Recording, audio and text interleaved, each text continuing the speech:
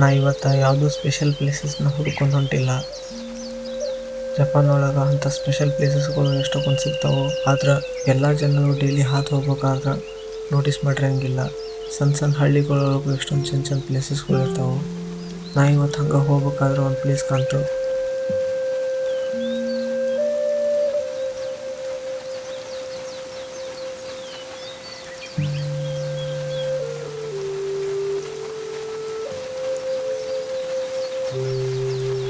ಒಂದೊಂದು ಸರ್ತಿ beautiful places ಎಲ್ಲ ಗೂಗಲ್ ಮ್ಯಾಪ್ಸ್ ಒಳಗೂ ಸಿಗಂಗಿಲ್ಲ.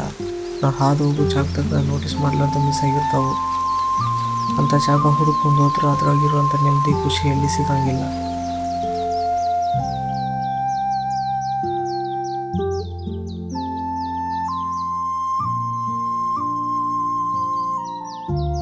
ಆರ್ಟ್ ಆಫ್ ನೋಟಿಸಿಂಗ್ ಅನ್ನೋದು ಒಂದು ಕಲೆ. ನಮ್ಮ ಸುತ್ತಮುತ್ತ ಎಂಥ ನೇಚರ್ ಇದ್ದರೂ ಏನೇನೋ ಇದ್ದರೂ ನಮ್ಮ ಕಣ್ಣಿಗೆ ಕಾಣ್ತಿರಲ್ಲ. ನಾವು ಎಷ್ಟು ಫೋಕಸ್ ಮಾಡಿ ನೋಡೋಕೆ ಹೋದ್ರೂ ಕಾಮ್ ಮೈಂಡಿಂದ ನೋಡಿದಾಗ ಮಾತ್ರ ಅವೆಲ್ಲ ನಮ್ಮ ಕಣ್ಣಿಗೆ ಕಾಣ್ತಾವೆ. ಇವತ್ತು ನಾನು ಹಂಗೆ ಹೋಗ್ಬೇಕಾದ್ರೆ ಈ ಹಿಡನ್ ಫಾರೆಸ್ಟ್ ಒಳಗೆ ಒಂದು ಶ್ರೈನ್ ಇತ್ತು.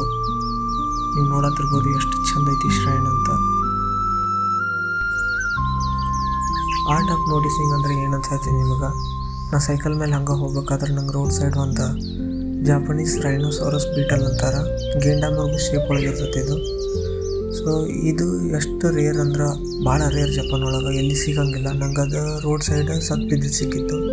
ಸೊ ಹಂಗೆ ನಾ ಕಾಡೊಳಗೆ ಹೋಗ್ಬೇಕಾದ್ರೆ ಒಂದು ಟನಲ್ ಕಾಣ್ತು. ಅಲ್ಲಿ ಶಿಂಕಾನ್ಸೆನ್ ಅಂತಾರೆ, ಬುಲೆಟ್ ಟ್ರೈನ್ ಜಪಾನ್ದು. ಅದು ಒಂದು ಟನಲ್ ಒಳಗೆ ಹಾದು ಹೋಗ್ತಿತ್ತು. ನಾ ಹಂಗೆ ಕಾಡೊಳಗೆ ಅಡ್ಡಾಡ್ಕೊತ ಹೋಗ್ಬೇಕಾದ್ರೆ ಒಂದು ಟನಲ್ ಕಾಣ್ತು ನಂಗೆ. ಜಾಪನೀಸ್ದು ಫಾಸ್ಟೆಸ್ಟ್ ಬುಲೆಟ್ ಟ್ರೈನು ಶಿಂಕಾನ್ಸೆನ್ ಅಂತಾರೆ. ಆ ಟ್ರೈನ್ದು ಟನಲ್ ಅದು. ನಾನು ಕ್ಯಾಮ್ರಾ ಒಳಗೆ ಅದನ್ನೆಲ್ಲ ಕ್ಯಾಪ್ಚರ್ ಮಾಡ್ಬೇಕಂತ ಎಷ್ಟೊಂದು ವೆಯ್ಟ್ ಮಾಡಿ ಟ್ರೈ ಮಾಡೀನಿ.